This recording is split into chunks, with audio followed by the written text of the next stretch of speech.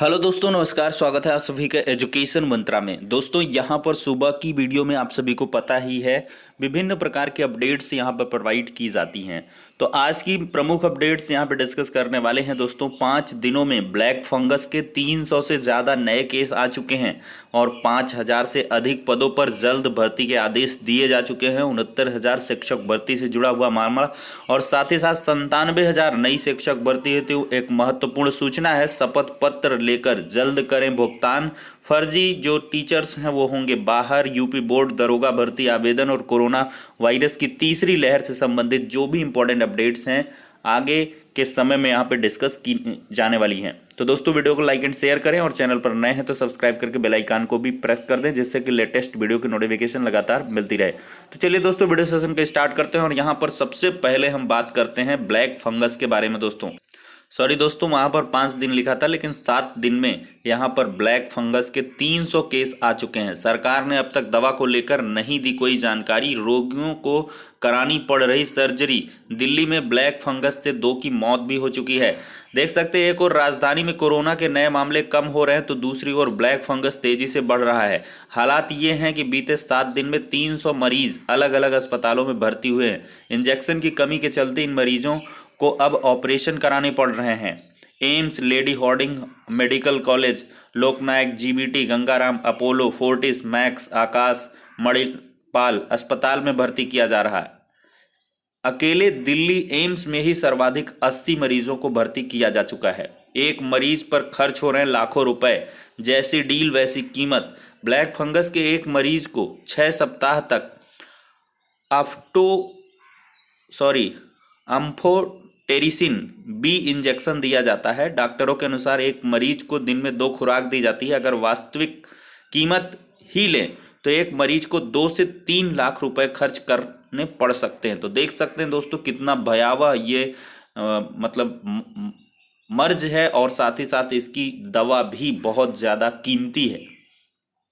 तो ये भी एक नई समस्या है। इसके बारे में अभी सजगता नहीं बरती जा रही कि आखिरकार क्या कुछ इसके लिए सावधानियां हैं, किस वजह से ये फैलता है, क्या है। कोई कुछ नहीं है। अभी जब केसेस बढ़ने लगेंगे, हाहाकार मचेगा, तब चीज़ें जो है निकल के सामने आएंगी। अब दोस्तों, बढ़ते हैं अगली अपडेट की तरफ। यहाँ पर बात करेंगे तीसरी लहर की तैयारी में सरकार। पीएम केयर से मिले संसाधनों का ऑडिट भी शुरू हो चुका है। कोरोना वायरस की जो तीसरी लहर है वो आनी तय है।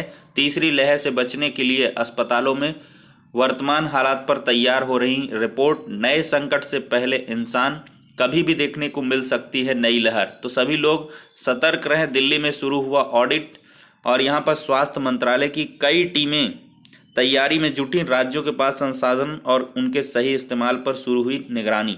तो कोरोना वायरस की तीसरी लहर से जल्द ही यहाँ पर जूझने के लिए तैयारी शुरू हो गई। संक्रमण की यह लहर कब और कैसे आएगी, इसके बारे में अभी तक विज्ञान को भी नहीं पता है, लेकिन सरकार ने जमीनी स्तर पर जानकारी जुटाना शुरू कर दिया है। इतना ही नहीं, प्रधानमंत्री राहत कोष यानी कि पीएम केयर फंड के जरिए राज्यों को मिले संसाधनों का ऑडिट भी शुरू हो चुका है।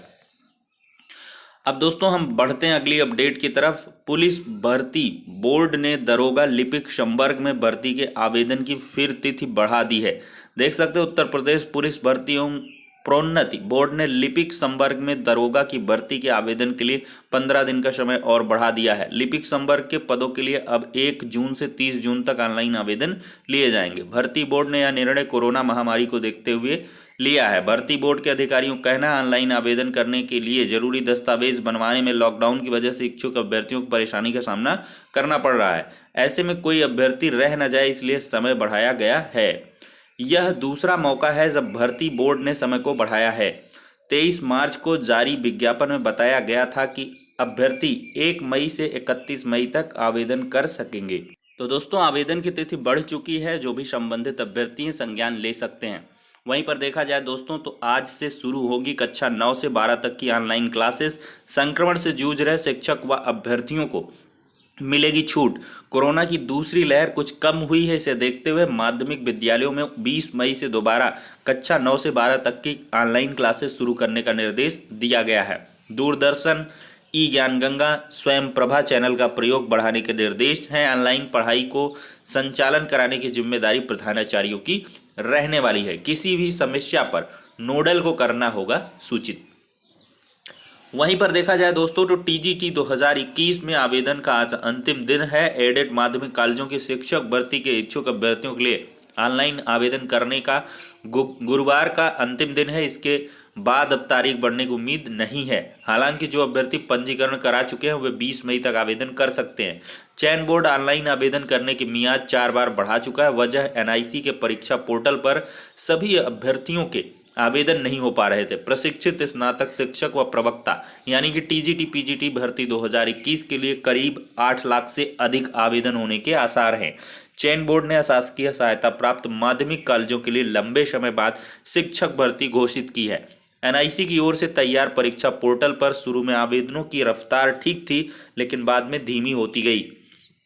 वहीं पर देखा जाए दोस्तों तो व्हाट्सएप को नई निजता नीति वापस लेने के निर्देश हैं। इलेक्ट्रॉनिक्स और सूचना प्रौद्योगिकी मंत्रालय ने व्हाट्सएप को अपनी नई निजता नीति वापस लेने का निर्देश दिया है। सरकार की तरफ से दी गई जानकारी के मुताबिक आईटी मंत्रालय का मानना है कि व्हाट्सएप की निजता नीति में बदलाव गोपनीयता और डेटा सुरक्षा के मूल्यों को कमजोर करते हैं, साथ ही भारतीय नागरिक के अधिकारियों को भी चोट पहुंचाते हैं। सरकार ने नोटिस का जवाब देने के लिए व्हाट्सएप को 7 दिन का समय भी दिया है। यदि संतोषजनक यहां पर उत्तर नहीं मिलता तो कानून के अनुसार जरूरी कदम उठाए जाएंगे।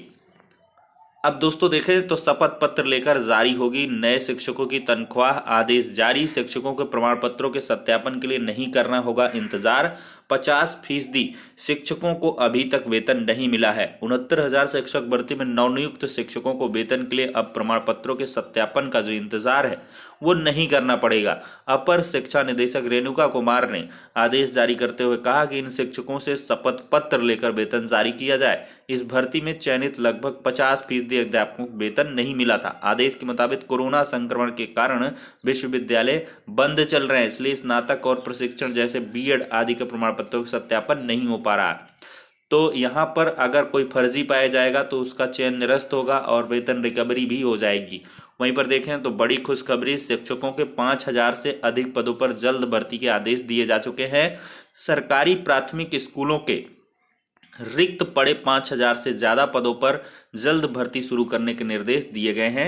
बेसिक शिक्षा विभाग की अपर मुख्य सचिव रेणुका कुमार ने आदेश जारी करते हुए कहा कि एसटी वर्ग के 1133 पदों को एससी वर्ग से भरा जाए। इन पदों को 69,000 शिक्षक भर्ती की मेरिट सूची से भरा जाएगा। एनआईसी के माध्यम से जल्द ही आवेदन पत्र लिए जाएंगे। इस भर्ती में मेरिट लिस्ट पहले से ही तैयार है। इस सूची में शामिल अभ्यर्थियों से ही कट ऑफ जारी करते हुए आवेदन लिए जाएंगे। समय सारणी बेसिक शिक्षा परिषद जारी करेगा। आदेश के मुताबिक 1133 सीटों को एससी अभ्यर्थियों से भरा जाएगा। वहीं यदि विकलांग की तीनों श्रेणियों में कोई पद रिक्त है और उस श्रेणी के अभ्यर्थी नहीं है तो दूसरी श्रेणी से भरा जाएगा। तो यहाँ पर दोस्तों एक इम्पॉर्टेंट अपडेट ये भी निकल के आ रही है। हालांकि मुझे थोड़ा सा दुविधाजनक ये लग रहा है कि यहाँ पे आवेदन लेने का क्या यहाँ पर नया खेल है। एनआईसी के माध्यम से जल्द ही आवेदन पत्र लिए जाएंगे। भाई तीसरी चयन सूची जारी होगी तो सीधे से यहाँ पे काउंसलिंग करवानी चाहिए, लेकिन यहाँ पर ये बताया जा रहा समाचार पत्र के अकॉर्डिंग कि इस भर्ती में मेरिट लिस्ट पहले से तैयार है। ठीक है भाई, इस सूची में शामिल अभ्यर्थियों से ही कट ऑफ जारी करते हुए आवेदन लिए जाएंगे। तो कट ऑफ जारी होगा फिर आवेदन लिए जाएंगे। आई थिंक जो डिस्ट्रिक्ट एलोकेशन के लिए है वो आवेदन लिए जा सकते हैं, क्योंकि यहाँ पर सबके डिस्ट्रिक्ट एलोकेशन पहले के कुछ और होंगे। अब कट ऑफ बदलेगी, सीटों की संख्या बदलेगी, तो इस वजह से मे बी ये आवेदन लिए जाएंगे। अगर लिए भी जाते हैं तो थोड़ा सा प्रोसेस डिलेड हो सकता है, 2 से 4 दिन या 1 हफ्ते का, क्योंकि आवेदन के लिए कम से कम 3-4 दिन का समय तो देना ही पड़ेगा। तो इस वजह से ये चीज़ें थोड़ी सी डिलेड हो सकती हैं, लेकिन देखते हैं अभी फाइनली जो ऑफिशियल लेटर जब तक हम नहीं देख लेंगे तब तक वहाँ से चीज़ें क्लियर ही हो पाएंगी। तो फिलहाल के लिए दोस्तों काफ़ी अच्छी इन्फॉर्मेशन है कि 5,000 से अधिक पदों पर जल्द यहाँ पर भर्ती संपन्न होने वाली है। कोई उसमें दिक्कत की बात नहीं है। वहीं हाई स्कूल में प्रोन्नति देने को 9वीं का रिजल्ट भी मांगा गया है। पिछले साल प्रोन्नत छात्रों का रिजल्ट कहां से आएगा?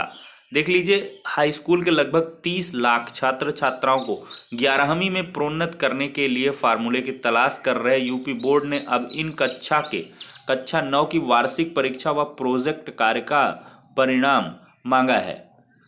आपके अपने अखबार हिंदुस्तान ने बुधवार को यह समाचार प्रकाशित किया था कि हाई स्कूल में छमाही और प्री बोर्ड परीक्षा अनिवार्य नहीं है। लाखों छात्र छात्राओं ने दोनों परीक्षा नहीं दी हैं, तो ऐसे में किस प्रकार प्रोन्नत होंगे।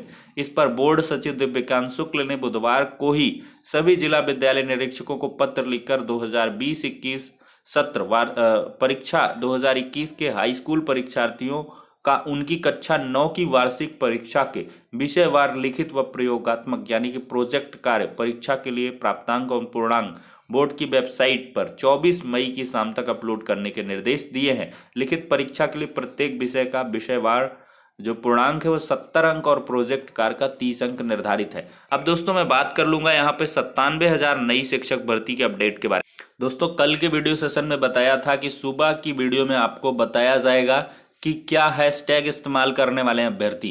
तो यहाँ पर प्राथमिक शिक्षक भर्ती के लिए 20 मई सुबह 11 बजे से यानी कि आज की डेट में notify UPPRTR resign Yogi ji ये हैशटैग तैयार किया गया है। आगाज शानदार है तो अंजाम भी शानदार होगा। जो भी होगा शिक्षक भर्ती के लिए जानदार होगा।